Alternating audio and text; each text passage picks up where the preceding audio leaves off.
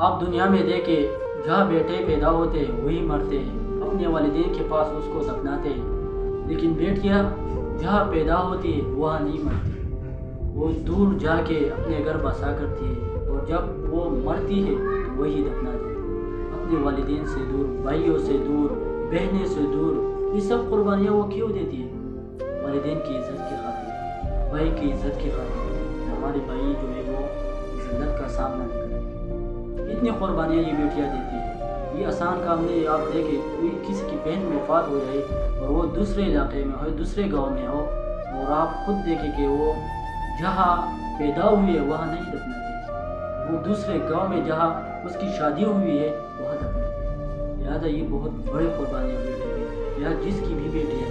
ان کو رحم کرے، اس کی عزت کرے، ان کو عزت دے، ٹھیک ہے؟ اور یقیناً آپ دیکھیں ہمارے ساتھ جو گھر کے اندر جو بیٹیوں کے ساتھ ہوتا ہے